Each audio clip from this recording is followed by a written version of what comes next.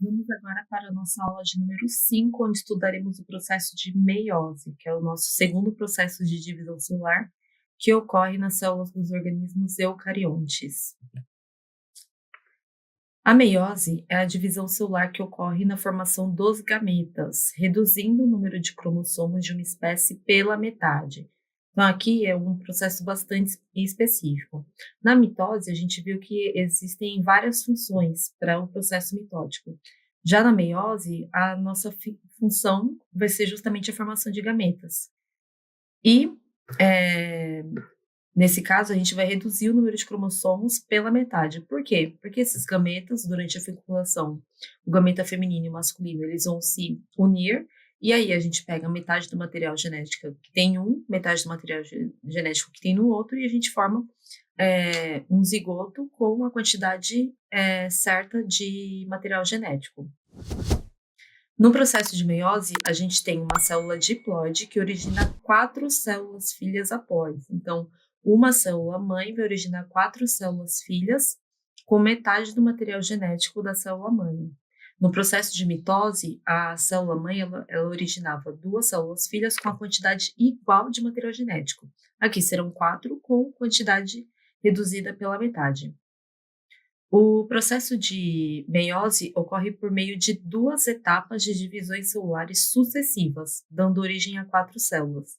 Então, a gente divide esse processo em meiose 1 e meiose 2. A meiose 1 ela é considerada uma etapa reducional, pois o número de cromossomos é reduzido pela metade.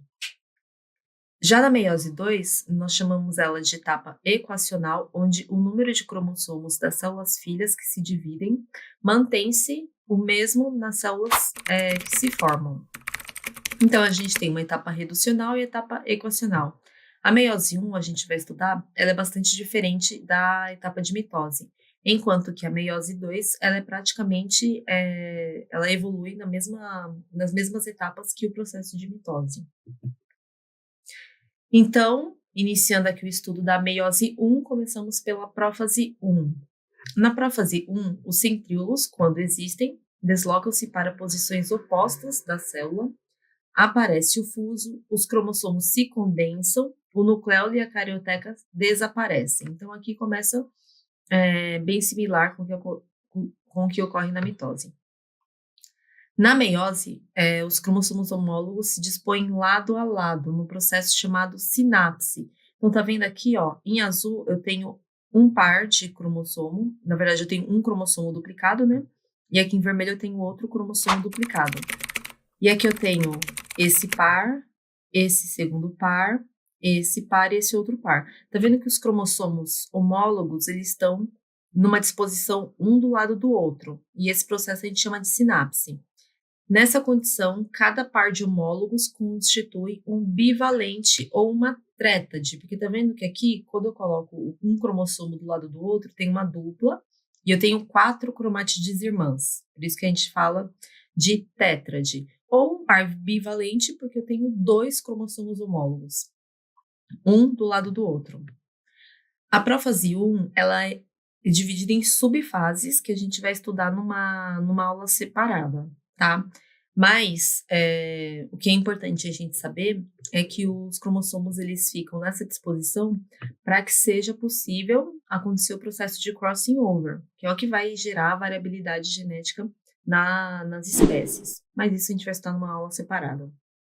O que é importante a gente saber é que a carioteca e o nucleolo se desaparecem, os centríolos eles vão migrando para polos opostos da célula e os cromossomos eles vão se organizando nessa estrutura bivalente ou tétrade, justamente para acontecer o processo de crossing over.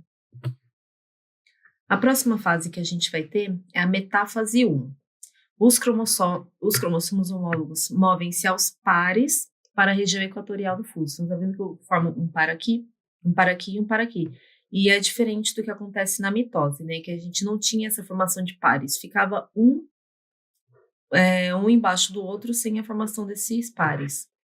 Cada centrômero, que representa o ponto de união das duas cromátides, prende-se à fibra de um só polo do fuso. enquanto na mitose cada centrômero se ligava às fibras de ambos os polos. Desse modo, na primeira etapa da meiose, as cromátides irmãs serão puxadas juntas, enquanto na mitose elas se separam. Isso aqui é muito importante porque vai diferenciar a metáfase 1 da metáfase que acontece na mitose. Então aqui, lembra que na mitose a gente, os nossos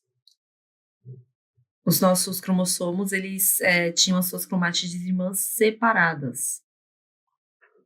Justamente porque os centrômeros, eles se duplicavam. Nesse caso, na metáfase 1, não ocorre a duplicação do centrômero. Então, esse cromossomo aqui, em vermelho, por exemplo, ele vai ser puxado inteiro para um lado, enquanto que o cromossomo aqui em Olá, azul... peço desculpas por interromper sua aula por um breve momento, mas tenho algo importante e vantajoso para compartilhar com você. Se você está gostando desta aula, tenho uma ótima notícia. Agora você pode levar sua experiência de aprendizado para o próximo nível fazendo sua matrícula em nosso site. Ao se matricular, você terá acesso exclusivo a uma série de benefícios. Primeiro, você pode baixar a apostila completa do curso em PDF, perfeita para acompanhar as aulas e revisar o conteúdo sempre que precisar. Além disso, ao concluir o curso, você terá a oportunidade de adquirir um certificado de conclusão, um grande passo para o seu desenvolvimento profissional e acadêmico. E sabe o que mais? Ao assistir às aulas diretamente em nosso site, você terá uma experiência de aprendizado sem interrupções ou propagandas. Isso significa mais foco e eficiência no seu estudo. Então, não perca essa chance. Clique no link na descrição deste vídeo ou visite nosso site para se matricular agora mesmo. É rápido, fácil e vai transformar a maneira como você aprende. Agora, vamos voltar à aula.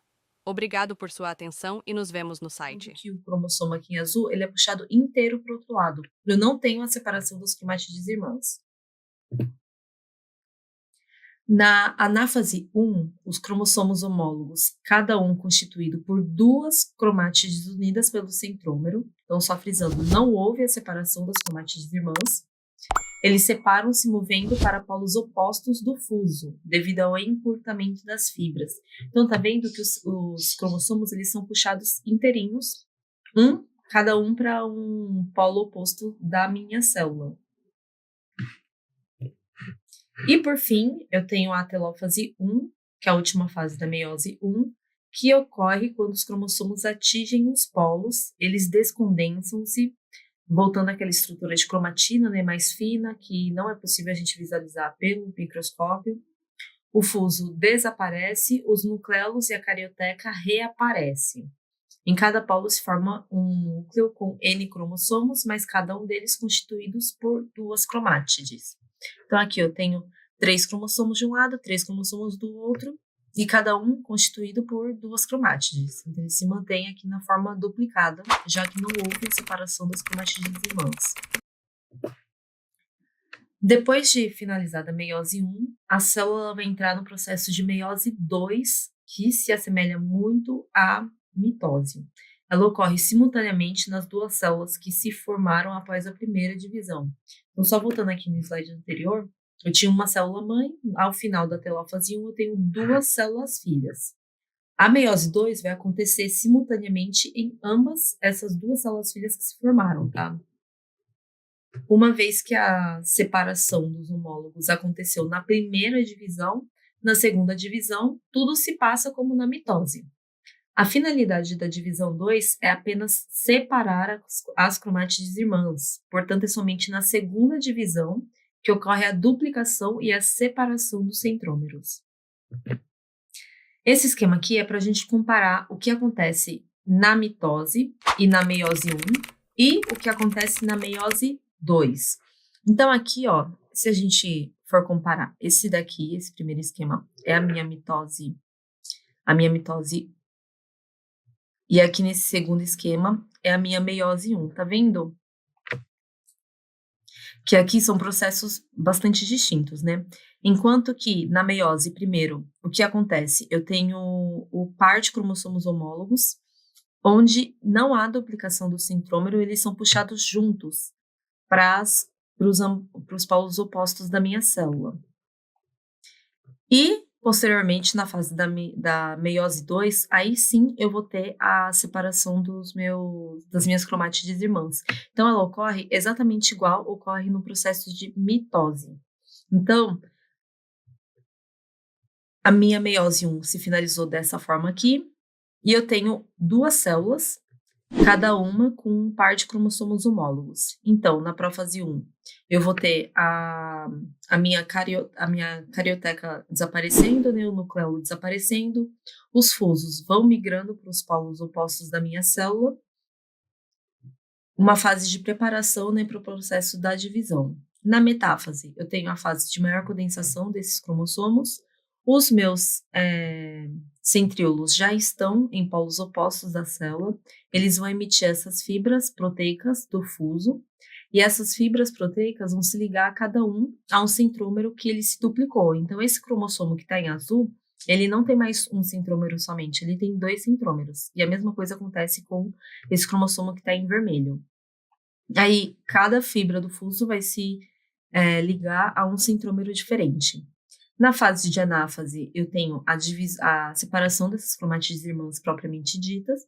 Então, vai cada cromátide para um polo diferente da célula, para um polo oposto da célula. E na telófase, eu tenho a finalização desse processo, né? Onde eu já separei as cromátides, a carioteca vai voltar a se reconstituir, o nucleolo vai reaparecer novamente e a célula vai iniciar o seu processo de crescimento, né? A sua função vai começar a ser, de fato, estabelecida. O meu material genético, que estava aqui na forma de cromossomos, ele vai começar a se descondensar, ficando nesses fios finos, né, que a gente não vai conseguir mesmo enxergar por meio do microscópio, dando origem à cromatina, né, que é a forma que o material genético assume no período de intérfase. Finalizamos agora nosso estudo da meiose. Na próxima aula, a gente vai estudar mais profundamente como que acontece, quais que são as fases que compõem o processo de prófase 1, que é uma fase muito importante no processo de meiose. E aí, tudo bem? Estou passando apenas para deixar um recado bem rápido para você que acabou de ver essa aula e que gostaria de assistir a todas as aulas desse curso. É bem fácil, basta você clicar no link que está na descrição deste vídeo ou acessar www.novacursos.com.br. Fazendo sua matrícula em nosso site, você terá acesso a todas as aulas desse curso e mais centenas de outros cursos, além de poder fazer avaliação. E caso você queira, poderá estar adquirindo o certificado com um valor bem acessível. Esse foi o recado que eu queria dar, aguardo sua matrícula. Até breve!